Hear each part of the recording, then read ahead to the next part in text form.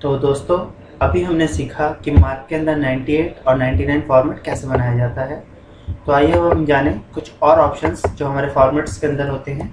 जैसा कि हम किसी भी फॉर्मेट पे एंटर मारते हैं तो आप यहाँ देख सकते हैं challan format, estimate format, import, export, import all.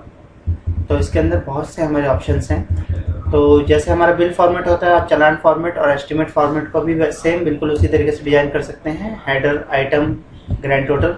और हमारे चालान फॉर्मेट को भी आप उसी तरीके से डिजाइन कर सकते हैं। Header, item, grand total. और जैसे हमारे आप किसी फॉर्मेट को एक्सपोर्ट करना चाहते हैं या इंपोर्ट करना चाहते हैं, आप चाहते हैं एक सॉफ्टवेयर से एक्सपोर्ट करके दूसरे सॉफ्टवेयर में इंपोर्ट करना है, तो हम सबसे पहले यहाँ एक्सपोर्ट पे एंटर मारते हैं। तो ये हमारा पाथ दे देगा कि सी रिपोर्ट और हमारे फॉर्मेट का नाम। तो इसके बाद हम यहाँ पर श्योर लिख देते हैं तो हमारा ये फॉर्मेट एक्सपोर्ट हो जाएगा। हम दूसरी जगह उस फॉर्मेट को ले जाते हैं, इंपोर्ट करते हैं। ये फॉर्मेट के लिए नाम पूछता है कि आपको कहाँ से इसको इंपोर्ट करना है। मैंने जो कोई पाथ होगा या पेन ड्राइव होगा, मैं उसका पाथ दे देता हूँ।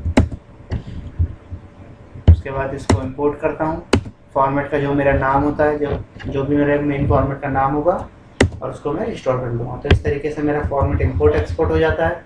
अगर मैं चाहता हूँ कि मेरे जितने भी फॉर्मेट हैं सारे के सारे, आप देख सकते हैं कि सारे के सारे मेरे एक्सपोर्ट हो जाए और मेरे को सबके साथ इंपोर्ट करने हैं, तो मैं फॉर्मेट एक्सपोर्ट ऑल ऑप्शन का यूज़ कर सकता हूँ। यहाँ से मैं इसको एक्सपोर्ट कर दूँगा और इंपोर्ट ऑल फॉर्मेट का यूज़ करके मैं इसको इंपोर्ट कर लेता हूँ। तो उस टाइम पे कोई नाम नहीं पूछता है, सारे फॉर्मेट्स को आपको इंपोर्ट करके दे देता है। कुछ पार्टीज अगर चाहती हैं कि आपने उनका बिल फॉर्मेट बनाया और चालान फॉर्मेट भी बिल्कुल सेम हो, तो आपको दोबारा उसके लिए मेहनत करने की ज़रूरत नहीं है। आप यहाँ कॉपी फॉर्मेट में आएंगे, कॉपी बिल टू चालान, और कॉपी फॉर्मेट लिख देंगे।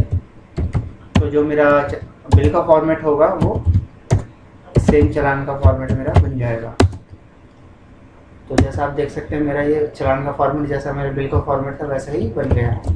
तो इसी तरीके से मैं एस्टिमेट टू चालान, चालान टू बिल, जो भी मुझे कॉपी करना हो, अगर मुझे चालान टू एस्टिमेट करना है या फिर एस्टिमेट टू बिल करता है, तो इस तरीके से मैं फॉर्मेट्स को कॉपी कर सकता हूँ। अगर मेरे पास कोई फॉर्मेट गलती से बन गया और मुझे उसको डिलीट करना है, तो मैं ये डिलीट फॉर्मेट से उसको डिलीट भी कर सकता हूँ। या फिर मुझे अपने फॉर्मेट के अंदर कुछ टर्म्स एंड कंडीशन डिफाइन करनी है, तो मैं यहाँ से उसकी टर्म्स एंड कंडीशन भी लगा सकता हूँ।